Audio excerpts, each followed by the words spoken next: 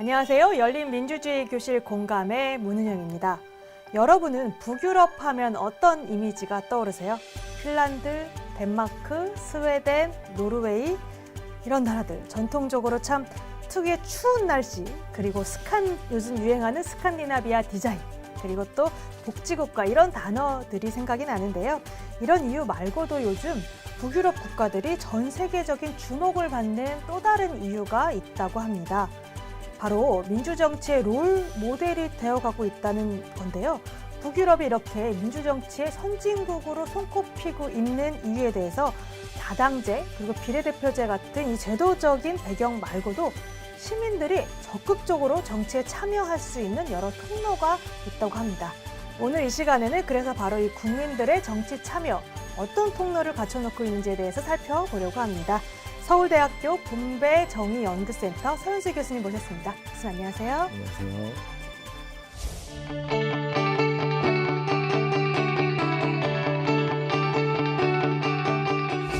이번 시간에는 우리나라에서 조금 낯선 개념이 아닌가 싶은데요. 이 시민 발의에 대한 이야기 나눠보려고 합니다. 사실 유럽 국가들에서는 이미 좀 시행을 하고 있는 제도로도 알려져 있긴 한데 우선 이 시민 발의 제도 어떤 제도인가요? 국민발의 또는 시민발의 제도란 직접민주주의 제도의 대표적인 기제 중에 하나다. 이렇게 설명드릴 수 있고요. 대표적인 게 이제 국민투표, 레퍼런덤이라고 하죠.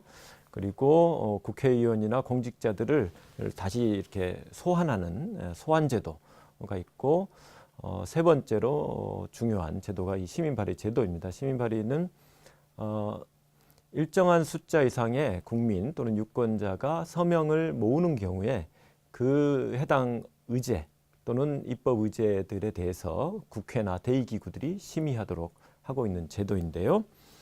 이 제도는 19세기 말에 직접민주주의 국가로 유명한 스위스에서부터 시작이 됐던 대표적인 직접민주주의 제도입니다. 스위스의 경우에는 시민 유권자들이 서명한 것을 국회로 보내고 국회가 이것을 부결하는 경우에 심지어 국민투표로까지 연결이 되기도 합니다.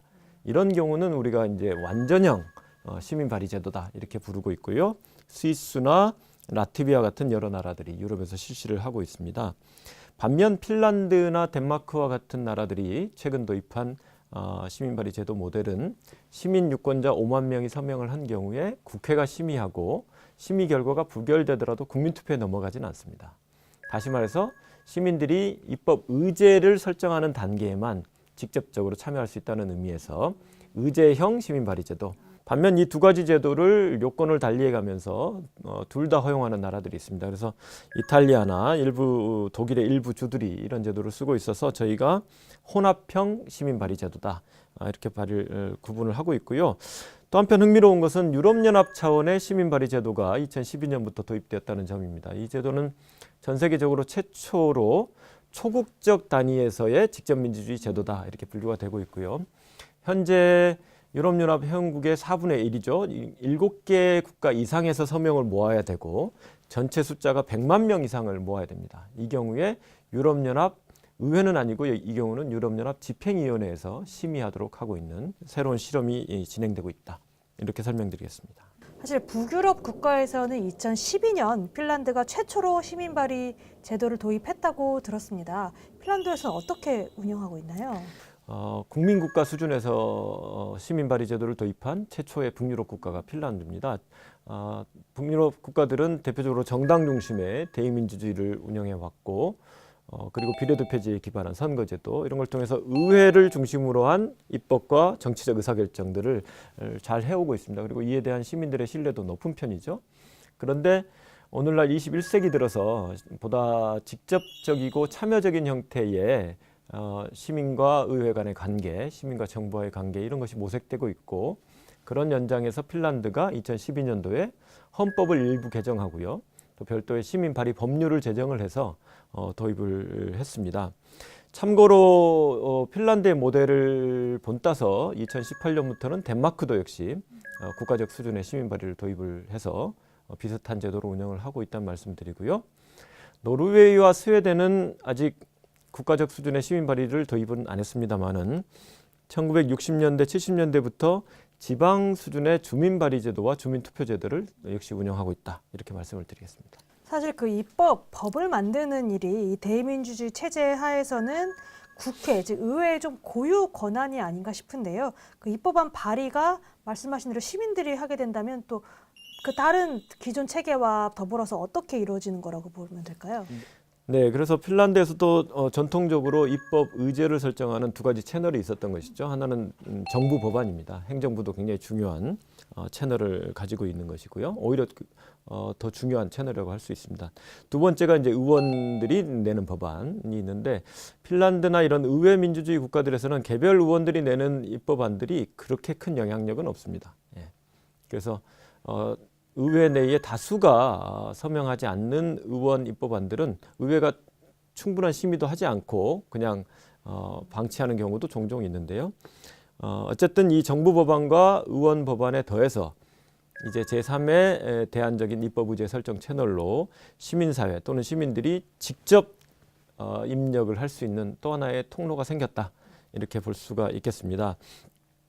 현재 핀란드의 시민 발의 제도는 18세 이상의 유권자 5만 명 이상이 서명한 경우에 국회가 심의하고요. 그 서명을 모으는 기간은 6개월을 주고 있습니다. 그리고 그 내용은 일단 법률의 제정이나 개정에 관련된 사항이어야 된다. 이런 정도의 제약이 있고요. 아까 말씀드린 것처럼 국민투표로까지 연결되지는 않는, 그래서 상당히 온건한 형태의 의제형 시민 발의를 운영하고 있다. 이런 것이 특징이다 말씀드리고요. 또 하나 핀란드 모델의 특징은 서명을 모으는 과정에 온라인 시스템을 활용할 수 있도록 했다는 점입니다. 유럽에서는 상당히 드문 경우다 이렇게 말씀드릴 수 있고요. 우리도 지금 대통령 온라인 청원 제도에서 비슷한 실험을 하고 있는 것이죠. 네, 이런 제도를 2012년부터 도입을 했고 현재 한 7년 정도 경과를 했는데 초기에 많은 시민들이 적극적으로 이 제도를 활용했고요.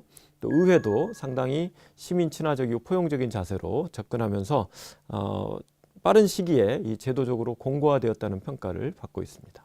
그러면 구체적으로 이제 어떤 의제들이 시민 발의를 통해서 의회에 제출되고 어떤 또 이제 실질적으로 법 제도화가 되었나요? 네, 2012년도에 제도가 시행된 뒤에 현재 7년이 경과했는데요. 그동안 한 900건이 넘는 발의안들이 제기가 됐고 그중에 5만 명을 모아서 의회까지 제출된 건이 25건 정도가 됩니다.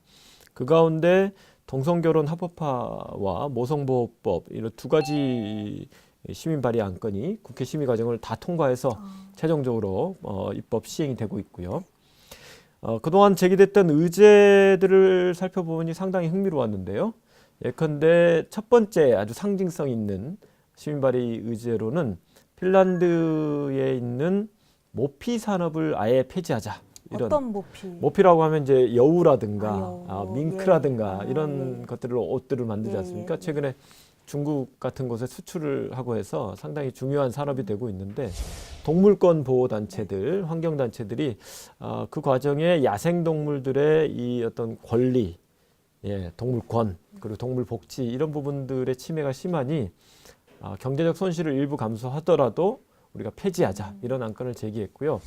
의회에서는 부결은 됐지만 상당히 국민들의 인식도 올라가고 국회의원들도 예전에 비슷한 법안을 다루었을 때보다 2배 정도 더 찬성안이 나왔다고 합니다. 아무래도 시민들의 관심이 더 쏠리다 그렇습니다. 보니까 좀 찬성. 네, 언론도 굉장히 주목해서 예. 보도를 했고요.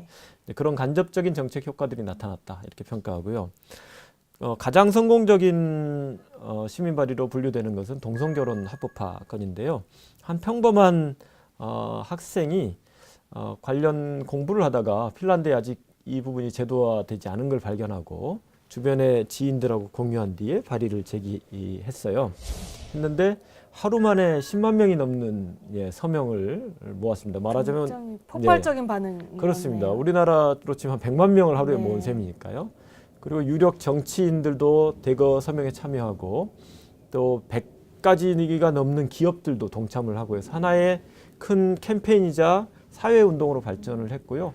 결국 16만 명이 넘는 서명을 모아 국회로 갔고 국회에서는 경론 끝에 이 시민 발의안을 통과시키기로 결정이 내려지면서 아주 시민 발의 제도가 공고화되는 데 큰 기여를 한 케이스로 분류가 됩니다.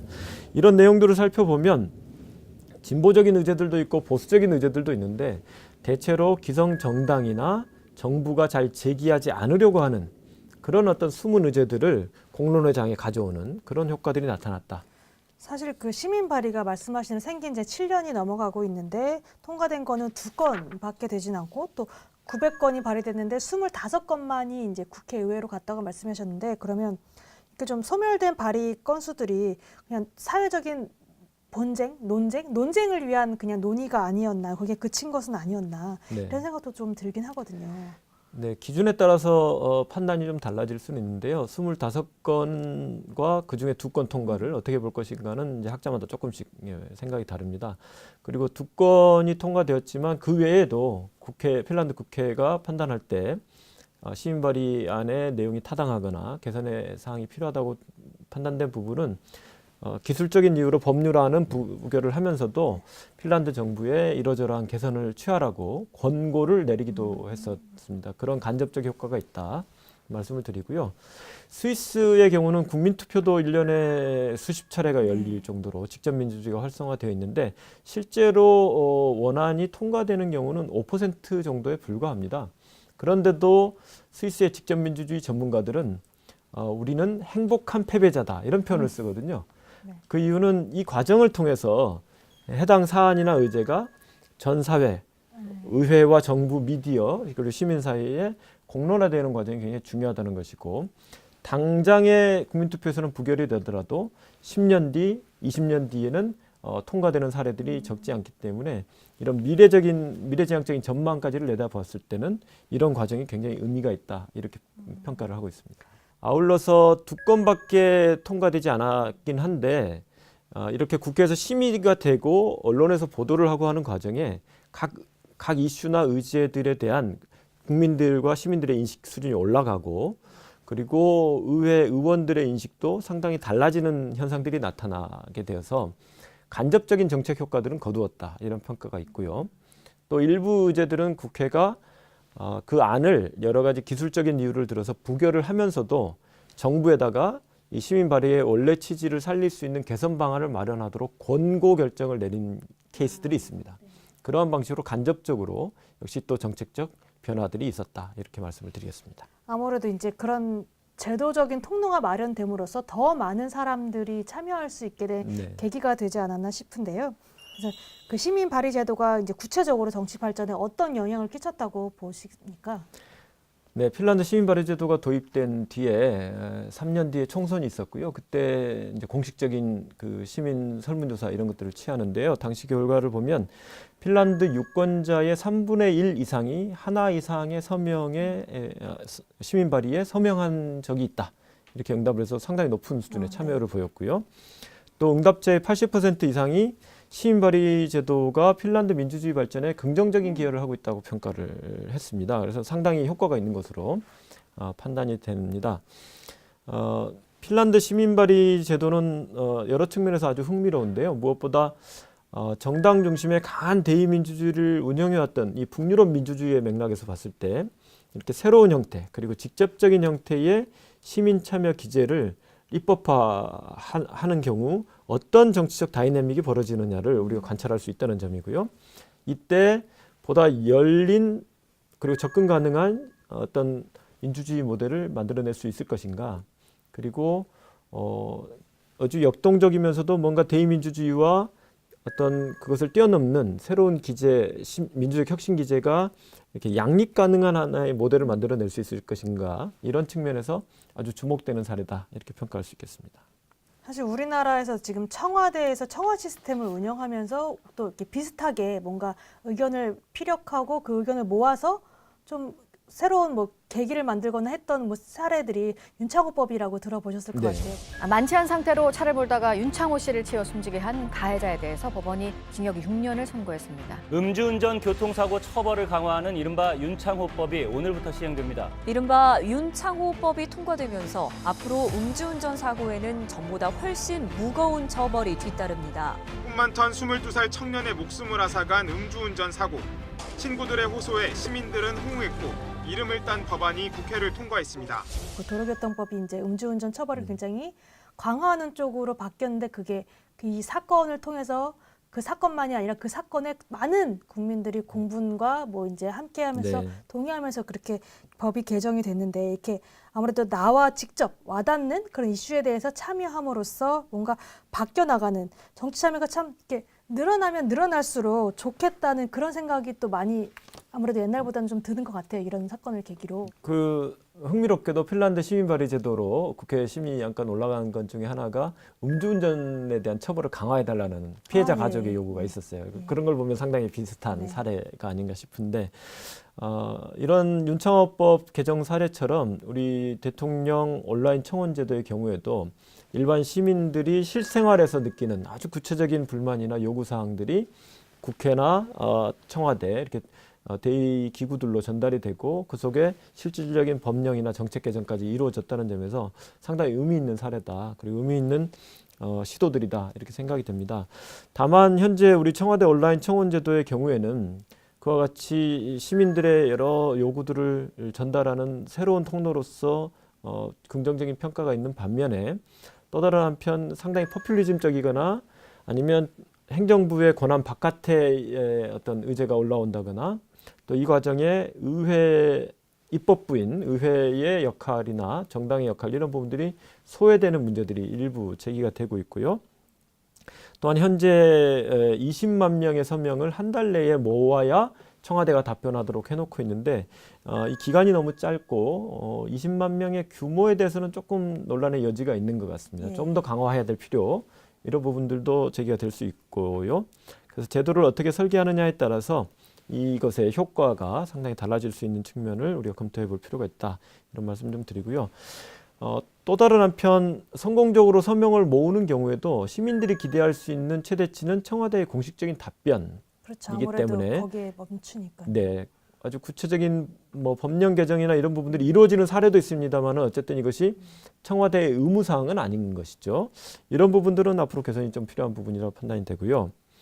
기존의 국회의 경우에는 또 별도의 청원제도가 운영이 되어 옵니다만은 굉장히 유명무실한 제도인 것으로 그동안 비판을 많이 받아왔죠.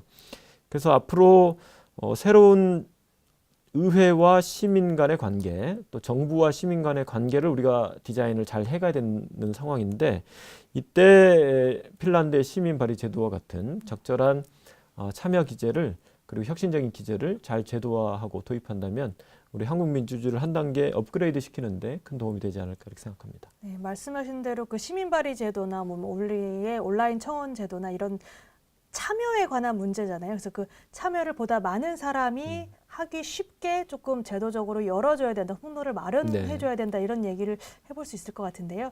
그런 같은 맥락에서 더 많은 사람들이 참여하기 위해서 우리 이제 지금 우리 공식적인 제도에 참석할 수 있는 선거, 투표에 대한 그 행사, 투표권 행사에 대해서 선거권 연령을 하향하자는 그런 지금 논의가 지금 계속 많이 무르익어 가고 있는데 거기에 대해서는 어떻게 생각하세요? 특히 좀 아무래도 북유럽 국가는 훨씬 더 우리나라보다 더 많은 참여가 청소년들 간에 가능할 것 같은데 그 부분에 대한 설명 좀 부탁드릴게요. 네.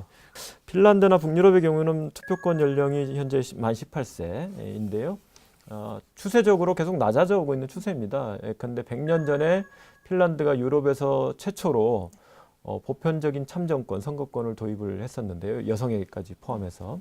당시 기준을 보면 만 24세 이상의 성인 남녀였거든요. 이게 1900년대 중반에 오면 만 21세로 내려가고 후반에 오면 다시 만 18세로 내려왔던 과정이 있고요. 현재 핀란드 시민사회 활동가들은 오스트리아처럼 만 16세까지 낮추자 이런 운동도 전개하고 있다는 말씀을 드립니다. 투표권 외에도 핀란드에는 다양한 어린이 청소년들의 어떤 민주주의 과정이나 정책적 의사결정 과정에 참여할 수 있는 통로가 보장이 돼 있는데요. 예컨대 초등학생의 경우에도 각급 학교 단위로 대표를 뽑아서 지자체에서 운영하는 어린이 의회, 라스템 팔라멘트 이렇게 부르는데요.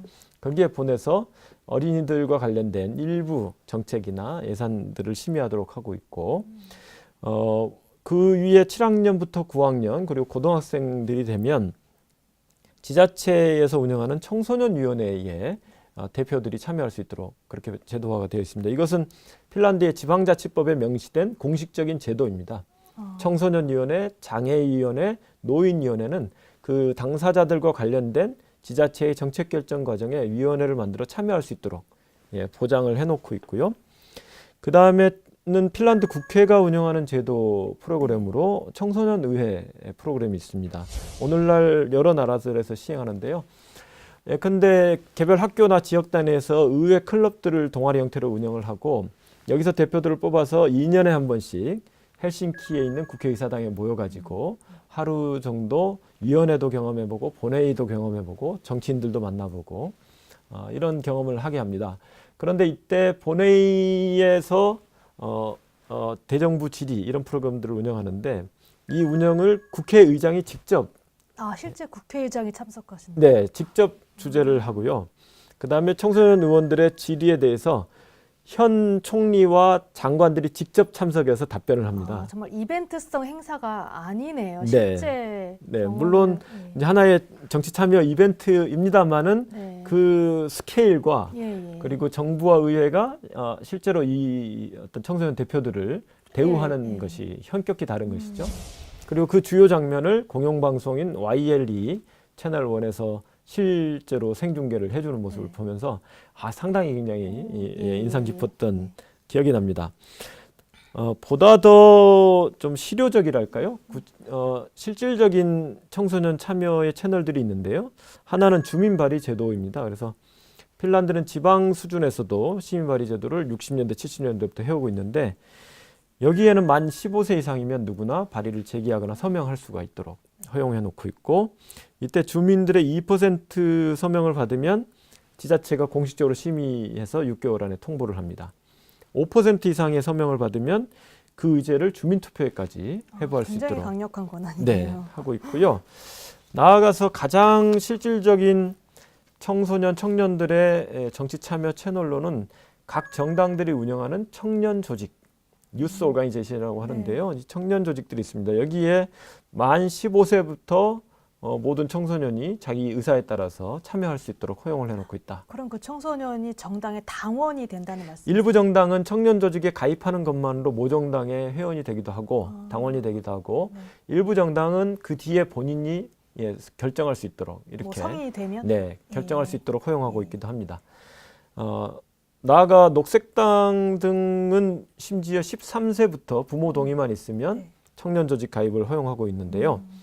이 청년 조직들은 우리에게는 상당히 낯선 개념일 수 있습니다만은 북유럽 민주주의에서는 굉장히 중요한 정치적 행위자다 이렇게 설명드릴 수 있는데요. 우선 정당 내부에서는 일종의 정책 싱크탱크 역할을 합니다. 중요한 정당 정책 이런 부분들을 청년 조직들이 지속적으로 제안하고 있습니다. 둘째, 해당 정당의 미래의 인재들을 충원하는 어떤 인재 충원과 양성의 통로, 교육훈련의 채널이다 이렇게 말씀드릴 수 있고요. 세 번째는 그 해당 정당의 야당, 정당 내 야당 이런 기능을 해서 정당이 보다 진취적인 방향, 본래의 어떤 이념적 가치를 구현하고 미래 세대의 관점을 고려한 활동을 하도록 역할한다 이런 말씀을 드리고 수가 있고요.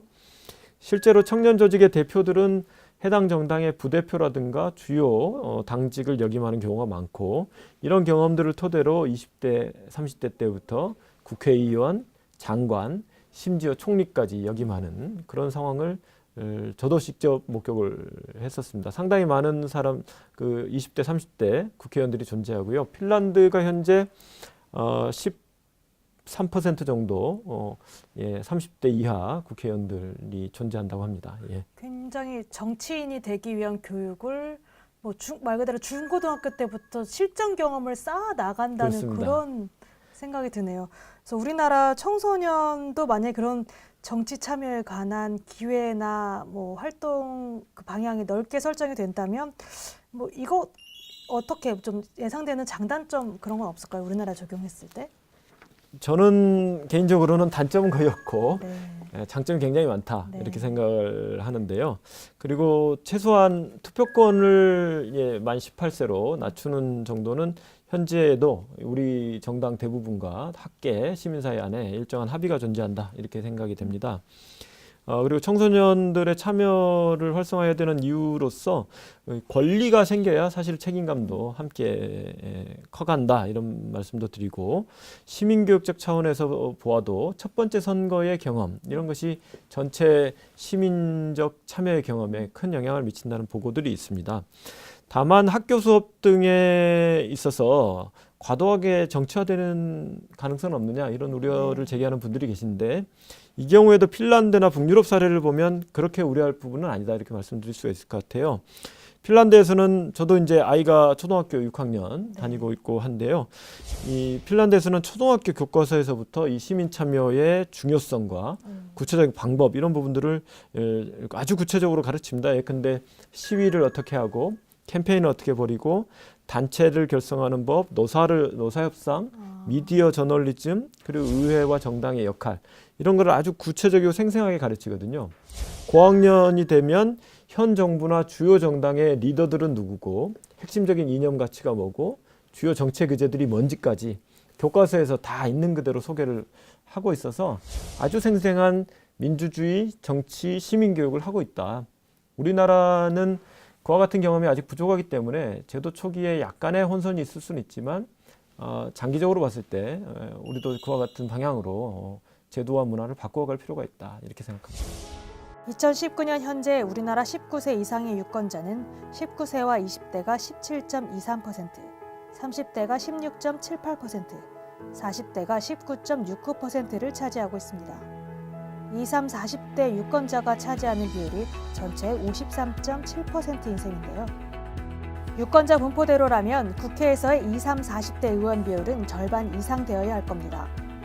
그러나 실상은 30세 미만의 국회의원 비율이 0%, 40세 미만 국회의원 비율도 고작 1%입니다. 45세 미만의 의원 비율도 6.33%밖에 되지 않죠. 국민을 닮은 국회로의 길은 너무나도 요원해 보입니다.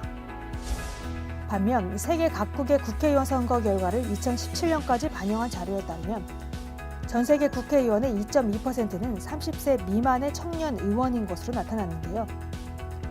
40세 미만 청년 의원의 비율도 15.5%, 45세 미만 청년 의원 비율도 역시 28.1%에 달합니다. 한국의 45세 미만 청년 의원 비율은 6.33%로 국제의회연맹 조사 대상이었던 전체 150개국 가운데 143위를 기록했는데요. 청년 의원 비율 부문에서 거둔 세계 꼴찌 3관왕에 불명예. 민주주의 선진국을 자부하는 우리나라가 한시바삐 극복해야 할 부끄러운 정치 현실이 아닌가 싶습니다. 사실 우리나라 45세 미만 국회의원 비율이 6.33%, 네. 150개국 중에 143위라는 통계가 있는데요. 그리고 또 밑에 하위 7개국은 있긴 있는데 뭐 사실 카타르가 5.71%고 나머지 6개 의회에서는 45세 미만 의원이 한 명도 없다고 하니까 결국 우리나라 국회가 청년 대표성에서 참 세계 꼴찌가 아닌가라는 수치가 나온 것 같은데요. 사실 조금 유래를 찾아보기 어려운 네. 수준인 것 같습니다. 그래서 나아가 피선거권의 경우에도 국회의원에 출마할 수 있는 자격이라든가 대통령 출마 자격 이런 부분들이 현재 너무 높게 설정이 되어 있는 것 같습니다. 그래서 우리나라는 국회의원, 지자체 의원, 단체장은 25세, 대통령은 심지어 40세 이상만 출마할 수 있도록 하고 있는데요. 사실 핀란드의 경우는 모두 18세 기준을 적용하고 있어요. 그러니까 18세가 되면 예컨대 우리나라에서도 군대를 다녀와야 하고 또 결혼도 자신의 의사에 따라서 할 수가 있고 민법상의 계약 행위를 하게 되면 책임까지 다 져야 되는 성인으로 대우를 하고 있는데 정치적 영역에서만 권리의 주체가 되고 있지 못한 것이죠. 이런 부분이 하루빨리 개선이 돼야 되지 않나 이렇게 생각하고요. 특히 청년 정책들이 최근에 많이 전개되고 있지만 정작 청년 대표들이 의회에서 일정한 비율 이상을 차지하지 못하고 있다는 것은 심각한 문제다 이렇게 생각됩니다. 네, 사실 우리 국회가 좀 너무 노후화되어 가고 있는 게 아니냐, 뭐 투표할 때도 세대 간의 갈등이 네. 지금 심해지고 있다 이런 얘기도 나오고 있는데 지금 북유럽 사례나 다른 나라 사례 들어보니까 조금 더 개선해야 될 여지가 좀 있는 그런 우리 좀 구조적 네. 측면이 아닌가 싶어요. 사실 핀란드 하면 저는 그 휘바휘바 하는 껌 광고가 가장 먼저 떠올랐는데 인구가 500만, 그래서 우리나라 서울 인구의 반 정도밖에 안 되는 되게 인구 규모 면에서는 되게 작은 나라로 알고 네. 있는데 또 우리나라에 또 아무리 좋은 제도라고 하더라도 우리나라 사회 정치 현실에 적용하기에는 조금 또 여러 가지 어려운 문제점이 있지 않나 싶은데 핀란드에서 공부 또 많이 해 오셨으니까 네. 조금 해주시고 싶은 말씀 있으시면 덧붙여 주시면 네. 좋겠습니다. 그 인구 규모는 500만 명입니다만은 인구 규모나 문화적 맥락의 차이는 우리가 아주 면밀하게 고려할 요소이되 그것이 어떤 핀란드의 어떤 좋은 사례나 정책들을 우리가 검토해서는 안 될 이유가 되지는 않는다 이렇게 저는 보고 있고요. 특히 핀란드가 최근에 여러 가지 국제 비교조사 지표에서 그것이 투명성이든 민주주의든 가버넌스 또 나아가 어떤 국민들의 행복도와 신뢰도 이런 지점에까지 세계에서 굉장히 높은 순위를 보이면서 주목받고 있는 데는 지금 우리가 말씀드린 것과 같이 비례대표제와 다당제에 기반한 합의적 민주주의라든가 또 중도 좌우 정당들이 서로 연합하고 경쟁하면서 만들어낸 보편적인 복지국가 시스템이라든가 나아가서 지금 시민발의제도라든가 청소년, 청년들의 정치 참여 채널에서 보듯이 아주 적극적인 시민 참여 그리고 시민사회, 시민문화 이런 부분들이 모두 결합이 되어서 한 세기 이상 쌓아 올린 결과라고 저는 생각을 합니다. 그래서 우리 사회도 표면적인 핀란드나 북유럽 모델의 성취 이면에 존재하는 바로 그와 같은 제도적인 노력 그리고 시민사회와 정치권의 공동의 노력 이런 부분들을 좀 주목하고 노력해 가야 되지 않는가 이렇게 생각합니다. 네, 말씀하신 대로 그 북유럽의 민주주의 그리고 국민의 정치 참여 여러 가지 얘기 함께 나눠봤는데요. 그 개념 자체는 시민 발의가 조금 익숙하지 않은 낯선 조금 개념이 아닌가라는 생각이 들었지만 그 정치라는 것 자체가 우리가 함께 살고 있는 그 가치를 나누는 것에 대해 고민하는 것이라고 생각해서 그 세상을 함께 바꿀 수 있다는 믿음, 신념에 관한 공감을 나누는 시간이 아니었나 싶습니다. 최현수 교수님 오늘 나와주셔서 감사합니다. 네, 감사합니다. 좋은 정치를 만드는 힘은 참여입니다. 그리고 그 힘은 정치에 참여하는 우리 국민들의 관심과 소통에서 비롯되지 않나 싶습니다. 열린민주주의 교실 공감, 오늘 준비한 시간은 여기까지고요. 다음에 더 공감할 수 있는 주제로 찾아오겠습니다. 감사합니다.